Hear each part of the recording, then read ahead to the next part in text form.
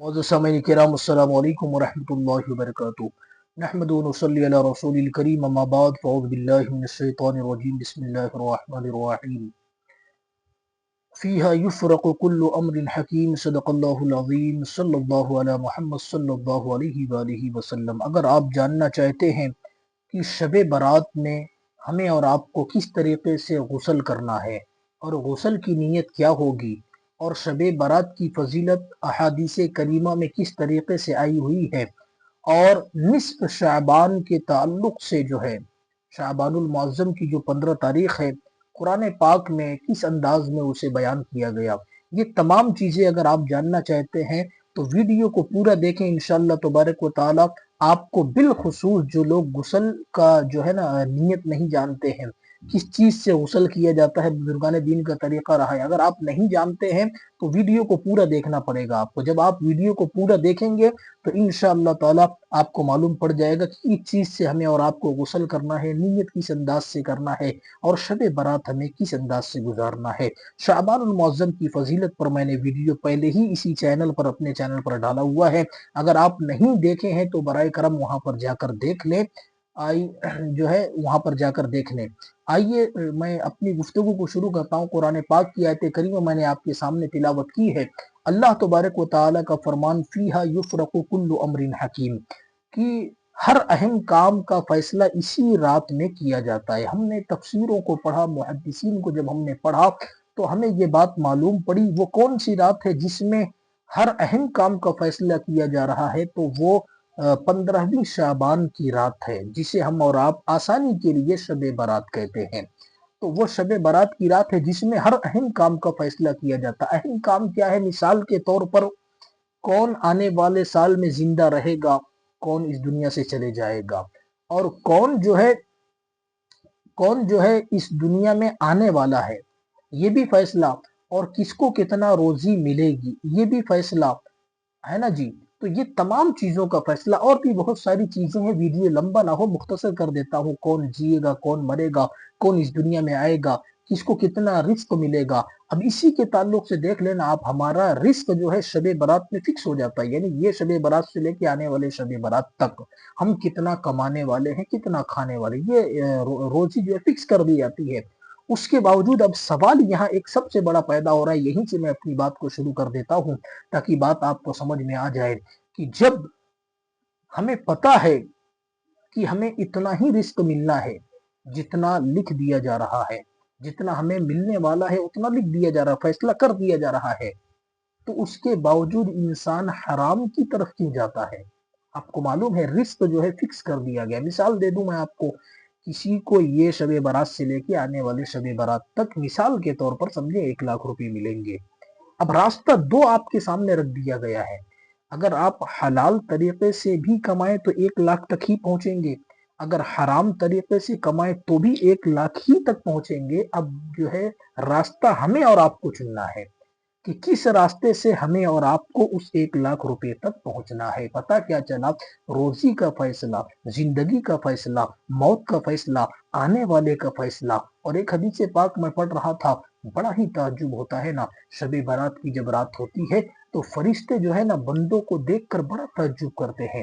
تعجب کیا کرتے ہیں؟ کہ یہ فلاں بندہ شب برات کی رات میں گھوم رہا ہے، ٹہل رہا ہے، اپنے وقت کو برباد کر رہا ہے، اور ہوٹلوں میں یوں ہی بس جیسے ہم اور آپ ہوٹلوں میں جو ہے وقت کو برباد کرتے ہیں، تو فرشتے کیا دیکھتے ہیں معلوم ہے؟ انہیں افسوس ہوتا ہے، یہ وہ بندہ ہے، فلاں بندہ جس کی موت ہونے والی ہے، یہ اس رات میں ناچ رہا ہے، گا رہا ہے، کھیل رہا ہے، کود رہا ہے، وقت کو ضائع کر رہا ہے، اور یہ مرنے والا ہے۔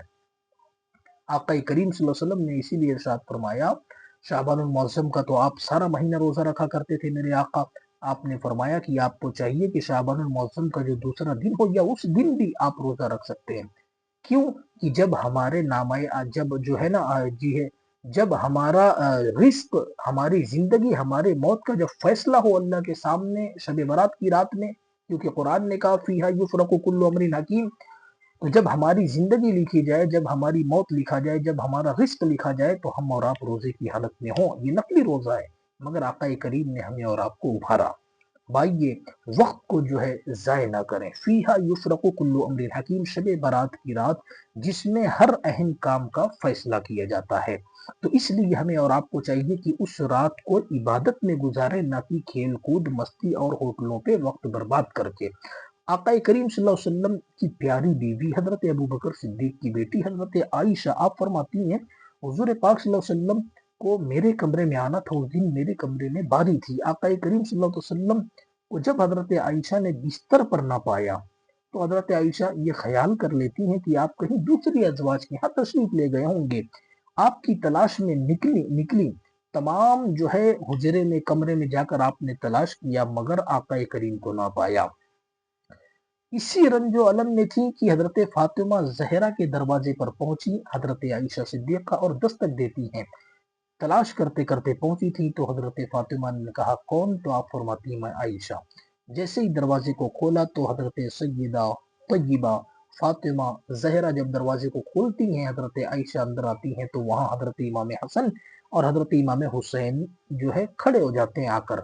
آ کر کھڑے ہو گئے. حضرت علی شیر خدا کو بھی یہ بات معلوم پڑی تو سب لوگ نبی پاک کو تلاش کرنے لگے. حضرت عائشہ بھی ہیں، حضرت فاطمہ بھی ہیں، حسنین کریمین بھی ہیں اور حضرت علی بھی. حدیث میں کتاب سے پڑھ رہا ہوں، ذرا غور کیجئے، یہ باتیں سب کتاب میں لکھی ہوئی ہے. تو جیسے ہی آپ کو تلاش کرنے کے نکلے ہر جگہ تلاش کیا، یہاں تک کہ مسجد میں بھی جا کر تلاش کیا مگر آپ کو وہاں پر نہ پایا. سیدنا علی کرم اللہ وجہ الکریم نے فرمایا کہ وہ جنت البقیع میں ہو سکتا ہے تشریف لے گئے ہوں. چنانچہ سب لوگ جنت البقیع کی طرف گئے تو کیا دیکھا؟ قبرستان بقعہ نور بنا ہوا تھا. سیدنا علی رضی اللہ تعالیٰ نے فرمایا یہ نور آپ ہی کی وجہ سے تھا. جب ہم وہاں پہنچے تو کیا دیکھتے ہیں؟ آپ علیہ الصلوۃ والسلام شب برات کی رات 15ویں کی رات، ذرا غور سے سنیے گا، حدیث کتاب میں موجود ہے. 15ویں شب ہے جو ہے شب شعبان المعظم کی 15ویں شب ہے. آپ جو ہے کیا ہے سر سجدے میں رکھ کر زار و قطار رو رہے ہیں، عاجزی اور انکساری کے ساتھ یہ عرض کر رہے ہیں اے اللہ تبارک و تعالی اگر تو انہیں عذاب دے تو یہ تیرے بندے ہیں، اگر تو انہیں معاف کر دے تو تو غالب اور دانا ہے. یہ عجیب و غریب منظر دیکھ کر حضرت فاطمہ زہرا آپ کے سر کے برابر کھڑی ہو گئی اور آپ کے سر مبارک کو اوپر اٹھایا اور عرض کرنے لگے کہ اے میرے والد محترم، رونے اور عاجزی کی وجہ کیا ہے؟ کیا کسی دشمن نے آپ کو تکلیف پہنچائی ہے یا آپ پر وہی نازل ہوئی ہے؟ تو آپ نے فرمایا اے فاطمہ، نہ دشمن نے کوئی تکلیف پہنچائی ہے اور نہ ہی کوئی فرشتہ اترا ہے، بلکہ یہ جو رات ہے اسے لیلۃ البرات کہتے ہیں اور اللہ تعالی جو ہے نا اپنی امت کی اس رات میں بخشش فرماتا ہے. اور آقا کریم نے فرمایا کہ اے عائشہ صدیقہ اگر قیامت برپا ہو جائے تو میں اسی طرح سر سجدے میں رکھ کر اپنے رب سے امت کی مغفرت طلب کرتا رہوں گا. اور حدیث پاک کے جملے کچھ اس انداز میں بھی ملتے ہیں کہ آقا کریم نے ارشاد فرمایا کہ عائشہ کیا تمہیں معلوم نہیں ہے آج 15ویں شعبان کی رات ہے، بنو جو ہے نا اللہ تبارک و تعالیٰ کے پیارے حبیب فرماتے ہیں کہ آج اللہ تبارک و تعالیٰ قبیلہ بنو کلب کی بکریوں کے برابر یا ان کے بالوں کے برابر اللہ تبارک و تعالیٰ آج امت کی مغفرت فرماتا ہے. سبحان اللہ، یہ کتنی بڑی بات ہے. تو آقا کریم نے یہ ہمیں جو ہے درس دیا کہ جب لیلۃ البرات آئے تو اللہ اپنے بندوں پر رحم اور کرم فرماتا ہے، لوگوں کی مغفرت اور بخشش فرماتا ہے.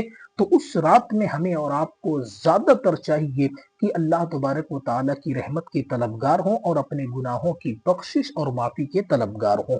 ویڈیو لمبا ہو رہا ہے، کچھ لوگ جو ہے نوافل کے تعلق سے سوال کرتے ہیں، میں جواب پہلے ہی اس ویڈیو میں دے دیتا ہوں.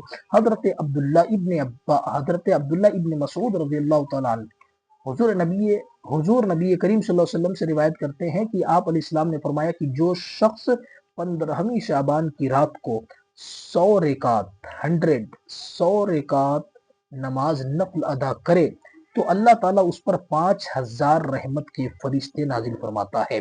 یعنی اگر کوئی نفل پڑھنا چاہتا تو لوگ سوال کرتے نا بھائی کتنا پڑھے، تو آقا کریم نے فرمایا، حضرت عبداللہ ابن مسعود اس حدیث کے راوی ہیں، کہ اگر کوئی بندہ 100 رکعت نفل نماز ادا کر لے تو اس پر اللہ 5000 رحمت کے فرشتے نازل فرماتا ہے اور ان میں ہر ایک کے پاس ایک نور کا دفتر ہوتا ہے جس میں وہ قیامت تک اس کا ثواب لکھتا رہتا ہے۔ سبحان اللہ۔ اور بھی حدیث کے الفاظ ہیں، آقا کریم صلی اللہ علیہ وسلم نے فرمایا کہ جو شخص 15ویں شعبان کی رات کو 100 رکعت نفل نماز ادا کرے، ہر رکعت میں 5 یا 10 دفعہ سورہ فاتحہ پڑھے اور سورہ اخلاص پڑھے، تو اللہ تعالیٰ 5000 فرشتے نازل فرماتا ہے، اور ہر فرشتے کے پاس میں نور کا ایک دفتر ہوتا ہے جس میں اس بندے کا ثواب قیامت تک لکھا جاتا رہتا ہے۔ سبحان اللہ، سبحان اللہ۔ آپ ذرا غور کیجئے، آقا کریم صلی اللہ علیہ وسلم نے کتنی آسانیاں ہمیں اور آپ کو دی ہیں تاکہ ہمیں اور آپ کو معلوم پڑے۔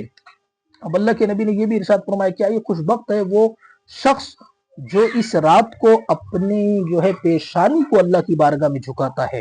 اور حضور پاک صلی اللہ علیہ وسلم نے ارشاد فرمایا، مزید ارشاد فرمایا، کیا مجھے اس ذات کی قسم جس نے مجھے نبی برحق بنا کر اس دنیا میں بھیجا، جو شخص اس رات میں مجھ پر درود شریف پڑھتا ہے، اللہ تبارک و تعالی اسے تمام انبیاء و مرسلین و ملائکہ اور تمام انسانوں کے برابر ثواب عطا فرماتا ہے۔ سبحان اللہ۔ پتہ کیا چلا، اس رات میں نوافل کا الگ ثواب ہے، درود شریف پڑھنے کا الگ ثواب ہے، دعا مانگے تو اللہ مغفرت فرماتا ہے، اور اللہ تبارک و تعالی اپنی رحمتوں کا نزول بھی فرماتا ہے۔ اس رات میں جو شب برات آ رہی ہے، آنے والی یہ ویڈیو آپ پتہ نہیں کب دیکھ رہے ہیں، ابھی جب میں ویڈیو ریکارڈ کر رہا ہوں تو 3 فروری منگل کے دن شب برات آ رہی ہے۔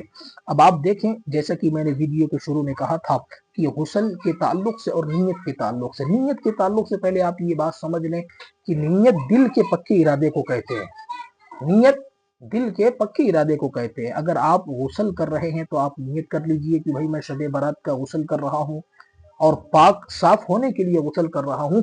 یہ ان لوگوں کے لیے بتا رہا ہوں جنہیں نیت نہیں آتی ہے، آسان سی بات ہے۔ نیت دل کے پکے ارادے کا نام۔ اگر آپ نے دل میں ارادہ کر لیا کہ اے پروردگار عالم، میں غسل کر رہا ہوں پاکی اور پاک اور صاف ہونے کے لیے، شب برات کی رات ہے، تو آج کی تمام تر برکتیں رحمتیں ہم پر نازل فرمانا۔ پاک صاف ہونے کی نیت کر کے اگر وہ غسل کر لے گا تو اس کا غسل بالکل صحیح ہو جائے گا۔ اب آئیے اس طرف آتے ہیں کہ کچھ لوگ یہ بات کہتے ہیں، اور ہم نے بھی پڑھا ہے، اور بزرگان دین کا بھی یہ قول رہا ہے کہ کس چیز سے غسل کرنا ہے۔